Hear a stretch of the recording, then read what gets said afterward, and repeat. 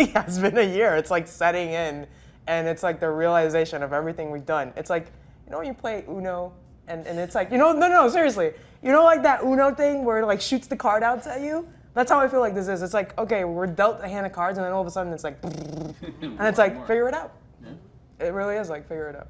It's taken a long time to get here, but it definitely has just zoomed by. So let's see where this year goes. Yeah, I have no idea.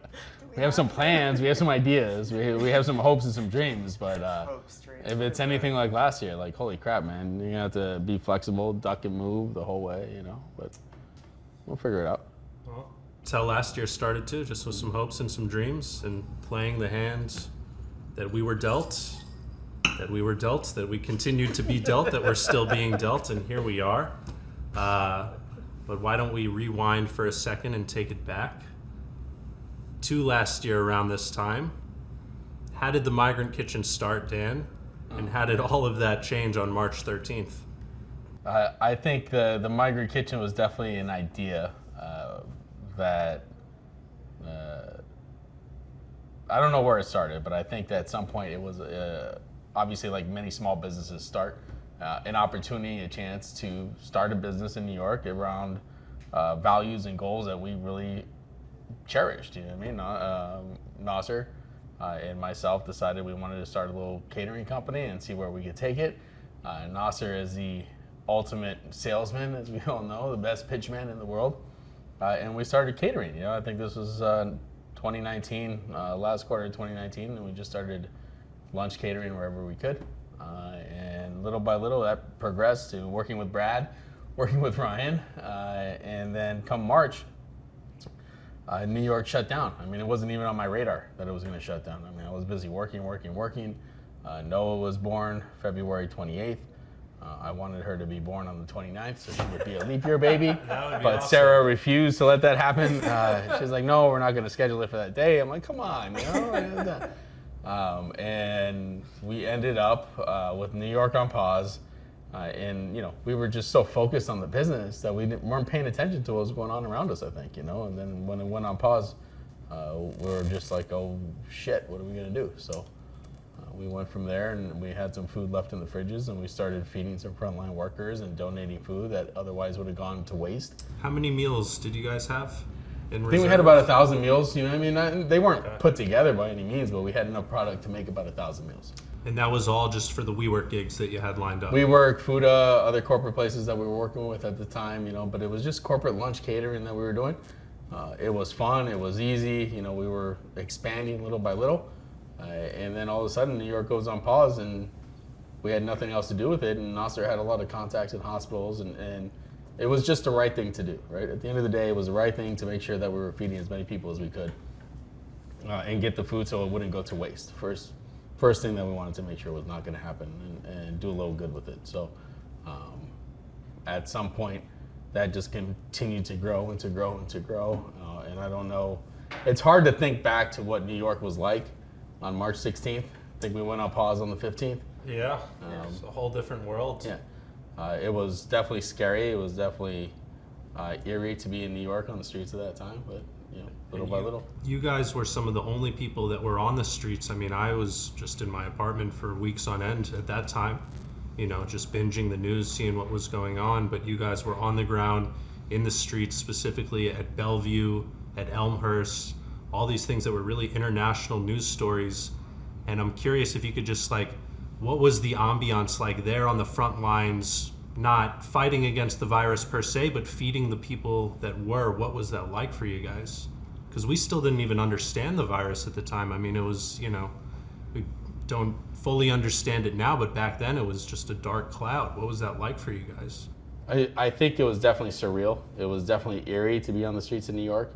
I think it was definitely not in a lot of people's comfort zones. Talking to a lot of people, they were kind of like, what are you doing? You guys are crazy. But I think our goal was always the same. I mean, I've been doing the same thing for the past 20 years, feeding people, you know what I mean? So we found a way to continue feeding people. And we weren't getting paid for it. We were trying to figure out how the hell we're gonna make some money so we can continue feeding people, because once we started feeding people, more people needed to get fed. And I didn't realize at that time just how many people needed food. And this wasn't just frontline workers, right? At some point, you don't worry about the doctors and the nurses. They can get food at some point, right? Like, I hate to say it. It was a great story in the media, the frontline workers and the healthcare workers, and they definitely needed our support. But then you started to realize that, holy shit, what about everybody else in New York City that is out of work, out of a job, that needs food, that needs, to continue some way to feed their families? And I think that's when it kind of clicked for us that one way or the other, we were going to continue doing this. For sure. And logistically, though, how do you make that jump from just you, Nasser, Brad, and Ryan running around the city feeding the doctors and the nurses to what eventually grew into, 10,000 meals a day to food insecure communities across all 5 boroughs? I think we even fed some people in New Jersey, too. How logistically, how do you find the resources and the personnel to make that jump?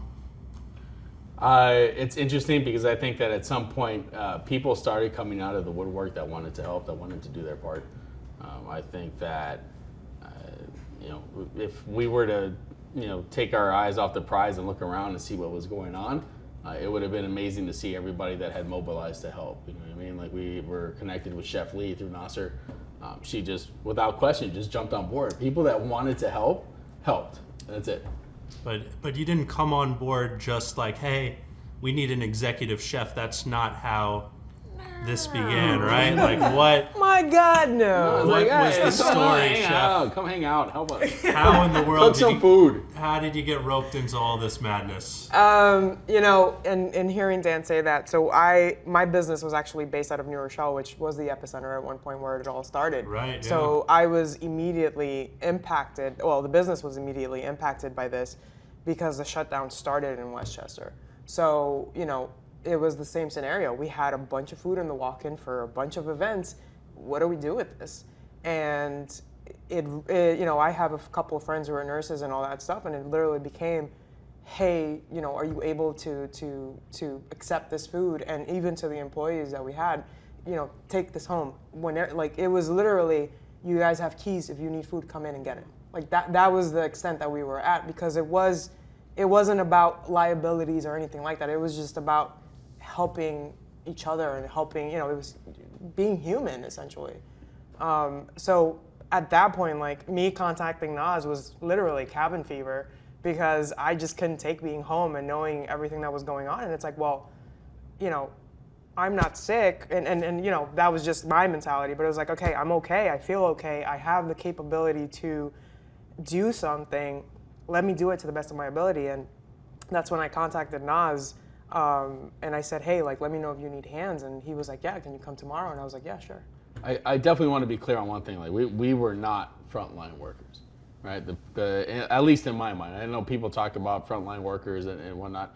I think that the people in the hospitals that were working 12, 16, 18-hour shifts that were reaching out to us for food, those were the frontline workers. Those were the heroes that we were just trying to support and doing their job. I mean, I think that when we got to Elmhurst Hospital in Queens, I mean, you could see these workers who have been working 18-hour shifts just so appreciative to have any type of food so they can continue the fight. I don't think we'll ever be able to thank them enough for the work that they did. I mean, and the sacrifices that they made, having to go back home to their family, take all their clothes off at the door, scrub down completely, like, it's and to do that day in and day out without question, like, those are the true heroes back then. Going to the hospitals, honestly, I did a run once, and just seeing the refrigerated trucks and the staff that met me at the door to accept the food, it was devastating. And right there, it's like, you can't stop. You have to keep going. Like, you have to keep helping these people. You have to keep doing what you're doing to the best of your ability. Because that's probably one of the most heartbreaking things I've ever seen in my life. Yeah, and you would see it on their faces. I mean, those hospital runs were heartbreaking, to say the least. I mean, I remember when, as this thing was growing and we were renting refrigerated trucks to make deliveries so we could get food to where it needed to be to store food properly, they actually asked us, why are you renting this truck? I'm not renting the fucking truck, man. I'm paying you for it. What's it? Apparently, it was an issue that the trucks are being rented to store dead bodies, and that's something they did not want. So the fact that that's coming out of your mouth is like, It's surreal. Yeah. It's surreal. Yeah. But you talk about you have to keep feeding these people, right? That it kind of provided a sense of motivation for you because these people were so heroic and their sacrifice was so large. Did that translate to the rest of the kitchen? Because I mean, at this point now we are, the operation evolves into, again, not just you, Dan, Nasser, and the crew, but we're talking about how many employees did we have at the peak of this thing? We were at 100. 100 people, right? And that's packing team, cooking team, delivery team, which, that's when I started to get involved. And I remember just seeing like dozens and dozens of the yellow cab, green cab, Uber drivers lined up, and just, 100 people that we were able to get back to work, who didn't otherwise have any other type of social safety net to support them and their family.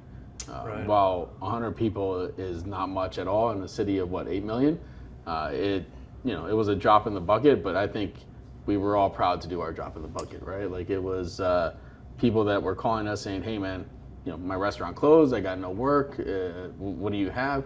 To the point where we just tried to give everybody as much work as we possibly could, right? So I think it felt even larger though because there was no one on the streets. All these restaurants were closed. It really amplified everything. And I remember that being palpable when we were dispatching the yellow cab drivers and the Uber drivers.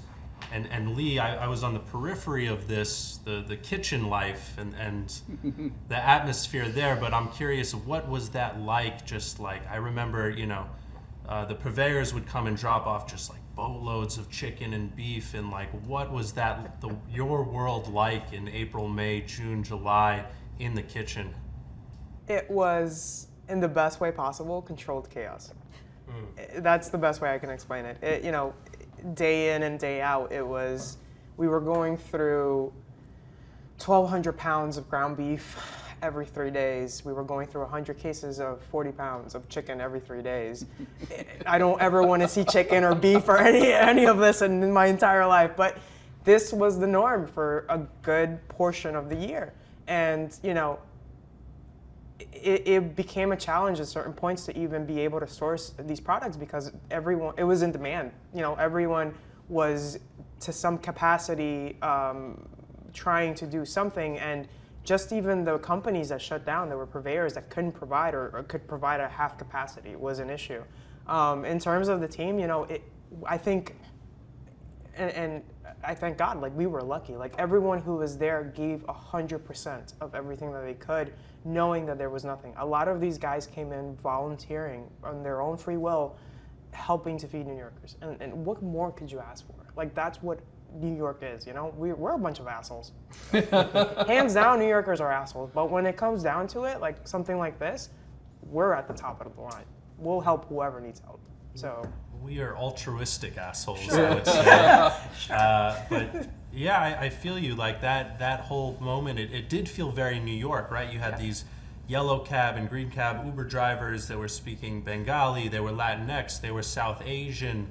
And in the kitchen, the same diversity was showcased, and you kind of have this whole business model really built on altruism, where you're taking the restaurant workers who are out of work, making the food distributed by the Uber drivers and the yellow cab drivers that are out, that are also, seeing limited fares, and all the food is going to people who need it. And I'm curious, how do we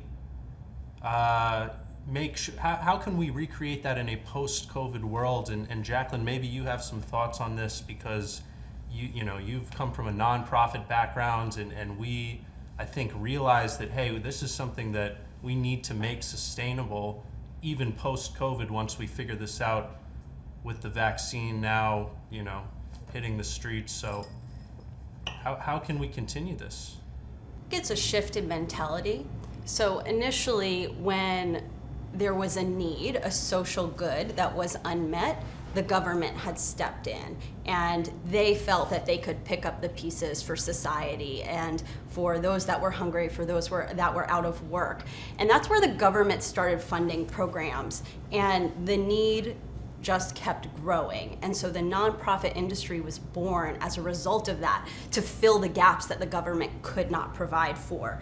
And now what we see is there's a tremendous nonprofit sector, but there are limited resources in human capital and financial capital. And so I think it's up to the businesses to change their mindset and to start thinking about how could they incorporate social good and giving back into the platforms that they have. And so when you look at the growth of the Migrant Kitchen, the fact that it was a private company that has a nonprofit component through our 501c3 and had government funding that allowed us to distribute the number of meals that we did, it's a great model that could certainly be replicated post-COVID. For sure, and I think that's really the only way we can tackle these huge problems like food insecurity. I mean, that's just one of these glaring issues that face our country. What are some other examples you think that we could take to partner with the public, private, and nonprofit sectors to tackle some of these, polarizing issues? I think bringing it to the forefront is certainly something that's important. Having conversations like these in your everyday, whether it's around diversity and inclusion, as you had mentioned, food insecurity, there are needs that remain unmet, and when people don't talk about them, they're not getting the attention and the support. And so as a community, it's up to us to start to rally behind them. And I think one of the really great examples that we saw for that was around Election Day, when we had our Feed the Polls programming to bring people out and encourage them to vote. We knew that marginalized communities across the country were not necessarily empowered to take that time and to go to the polls. And so we ended up feeding 40,000 people across 18 cities. We were able to rally communities through grassroots movements, and we understand that there's a profound hunger crisis happening, and so people can wrap their head around that, especially those fortunate enough to have food on the table. So to be able to utilize your time and your energy to have those conversations and start to volunteer and take baby steps into helping resolve that problem, that's certainly an opportunity for all of us. For sure, and I'm glad you brought up Feed the Polls, because that really is no small feat. I mean, you were able to galvanize this group of misfits to feed over 40,000 meals, 18 cities or states, I forget the numbers, but it was crazy to go from, what we did in one city over the course of many months to 40,000 meals in one day across the entire country. And I think, to your point, getting the message out, I was like, oh my God, this is going to be a huge mountain for us to climb. But really, I was pleasantly shocked at how responsive people were, from the nonprofits to the restaurants. Everyone just so eager to get involved and support this effort. And that happened, with the grassroots nonprofits, the businesses, the government agencies that we had to contact that were, setting up the polling sites. And it was truly just remarkable. I hope that we can continue these type of partnerships going forward. And in doing all this, we fed the polls and we fed a new administration as well. It kind of feels like a fresh start to tackle some of these issues that we're discussing tonight. And I'm curious, for everyone, what advice would you give to the new administration when it comes to harnessing this energy that we're talking about tonight to combat food insecurity? I think that's a question for Jaclinn. Food insecurity is something that we all can wrap our head around. I've said this before, but you can't survive without food. And in the aftermath of COVID, what we know is that people are faced with hard decisions. They have to either pay for their rent, pay for their utilities, pay for healthcare or medical expenses, or put food on the table. And nobody should have to worry about where their next meal is coming from. So I would encourage this current administration to determine how they could support small businesses, but also nonprofits, and use their government funding and their voice to achieve local successes to meet those needs. Post-COVID, it's estimated that 50 million people across this country are going hungry. 17 million are children. And we see now there are so many children out of school. Where are those meals coming from? And food it has effects on your whole being. It determines how you do in your education, determines your health, it determines your future, and so we don't want children to be faced with that decision. It's interesting to think, though, that we all need food, right? We all eat food. It is definitely one of the main things that we need to survive, right? It is the main thing. If you have a country, I know that when I get up and I do my work on a daily basis, if I don't eat, I'm cranky, I'm angry, I don't focus properly. I know, Charlie, I've seen you. I know, but imagine having a country of well-fed people. You know what I mean? Like people that aren't cranky because they haven't eaten. Like an entire population of people that are actually well-fed. I mean, how do we do that? Because we have the resources to do it, right? I mean, we have 30 to 40% of food in this country just goes to waste. Yet we have over 30 million people that don't know where their next meal is coming from. So how do we bridge that gap? I think a lot of it has to do with these public-private partnerships that Jaclinn's talking about, right? Let's utilize what is there, what's existing, and let's push every business out there to change their model just a little bit. They don't need to change it drastically. Give us 1% towards food insecurity. Try 1% towards social impact of what their business model is will make a huge difference across the board. And it's up to us to support businesses like that and small businesses. And in a time where you are looking at every dollar that you spend, it could be more expensive to support those businesses. But if we rally behind and support them, knowing that they're doing the right thing, it will greatly benefit the community as well, because they're struggling too. And I feel like it is a prerequisite now for a lot of businesses to at least preach the social impact component that we're kind of discussing tonight. How, as an organization, do we make sure that this stays top of mind as we scale, as we grow, as more opportunities come on our plate? How do we make sure that this, doesn't fall by the wayside? For us at the Migrant Kitchen, I think it's in our DNA. We don't operate without it. I think we need to figure out a way to graft that DNA into other businesses, right? I think this is something that nobody in this organization will sweep aside in the chase for the almighty dollar. That's just not going to happen. I think as long as we hold ourselves accountable, we as an organization will do our part and do hopefully more than our part, more than just a drop into the bucket. But I think there's got to be a way that we can reach out to other businesses and get them on board with this type of work. Yeah, you have to walk the walk, right? And we see that in our hiring as well. We hire immigrant workers, we are paying them fair wages, we are ensuring that they have support, whether that means legal support, financial support, educational support, helping with the integration of their families into the communities, and that's at the core of what we do. And so in modeling that behavior, hopefully other companies that have their CSR platforms are using it for good and also following through with it. For sure, I hope so. Hopefully everyone watching at South by Southwest will take some notes off this. I want to talk about the actual food for a moment, because that is what we do at the end of the day. We provide food, but not only do we provide food that is specific to the community in which we're providing it for, whether it be kosher, halal, vegan, vegetarian. We're not just going into these communities that need our help and dropping off leftovers or scraps or bologna sandwiches, which unfortunately I feel has become the norm. And Dan, you did an interview recently where they were praising you for this. They were saying, oh, you guys go above and beyond for taking these needs into account. And then you said, no, we're not. This is the bare minimum. How do we convince the world to see it the same way you do? I remember being in a restaurant and I had a mentor once who told me, it really doesn't matter what you want to put on a plate. You have to give the people what they want.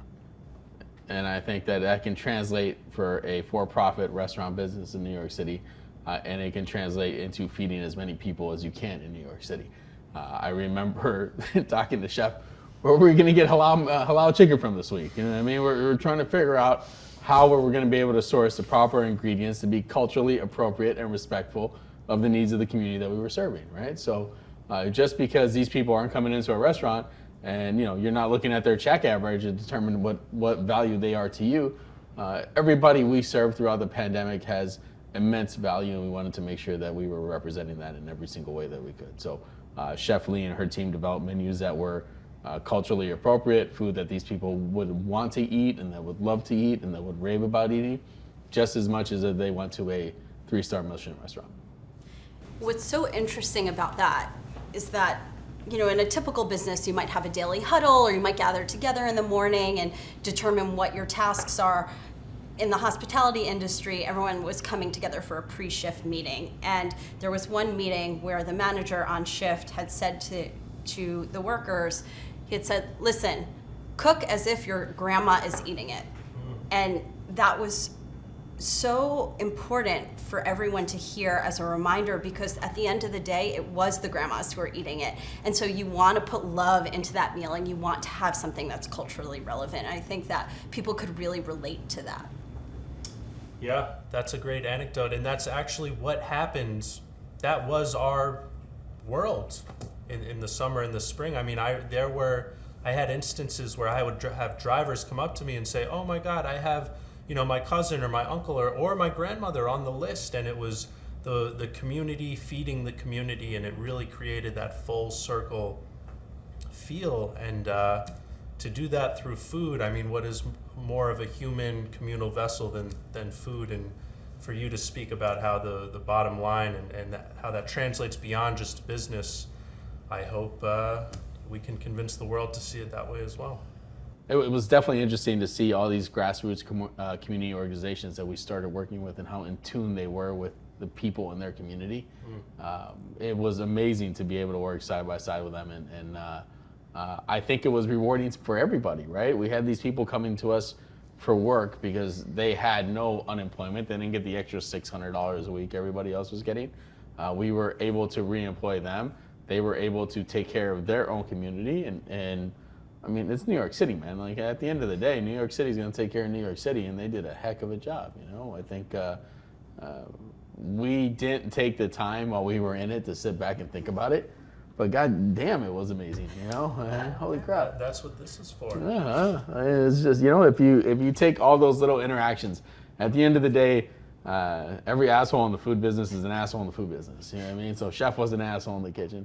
I was an asshole dealing with her. What are you talking about? No, I'm sorry. You and Charlie I think you and Charlie were not in the kitchen, so we won't call you guys assholes. But like, it was a good bunch of assholes we put together in that kitchen. You know what I mean? They came together, they did their job. They were happy to do it. They were excited to do it. I mean, they understood, I think, what it is that we were trying to do at the time. You know what I mean? There was a bunch of assholes who cared. That's yeah, the no, best I way mean, to like, put it. hey, I like Yeah. assholes. I got nothing wrong with assholes. Yes, altruistic assholes. I honestly think there was a sense of respect that was had by everyone, and understood that this was something far greater than ourselves and money. Like, it was really about making it happen and feeding those who needed to be fed, and to continue that, because same thing even with all the cooks and every person who stepped through that door. It was, do you need food? Take food home. Do you know somebody who needs food? Take food to them. And that was, that was really the backbone of everything. It was like, it doesn't matter, as long as it's going to somebody who needs it. Like, as long as somebody needs it, we're gonna keep providing it. And like, that was it. Everyone knew that if they needed food or they needed whatever, the company was there to support that in whichever way they could. It's interesting because there were some organizations out there that were paying places X amount per meal. And I think our thought was, well, how can I take X and turn it into 2 meals? Right. And how can I feed twice as many people with this? If that means I have to be at Restaurant Depot at 5:30 in the morning to get in line so we can get all the product that we can at Restaurant Depot prices, that's what we were gonna do. I had purveyors calling me at 2:30 in the morning. Yeah. That's changed. 2:30, yeah. Things have not changed very We much. weren't getting paid to try to keep a business afloat. You know what I mean? We were getting paid and taking as much money as we possibly could to make sure we were giving as much back out into the community as we possibly could. So whereas a restaurant or whatever organization was making that meal for whatever they were getting paid, our goal was to figure out how much we can squeeze out of that dollar to feed as many people. And at the end of the day, what it comes down to is if you're not looking just at the bottom line, if you're not looking to just put money in your pocket, there's a lot of food you can make. And it's beautiful to see us continue that through initiatives like Buy a Meal, Give a Meal, through initiatives like Feed the Poles, and everything that the Migrant Kitchen Initiative, which is now a bona fide 501c3, is doing. And it's, I hope that other businesses and other people can take this story as a blueprint of how to create a profitable business and still make the world a better place. So cheers to that. Cheers. Need a refill.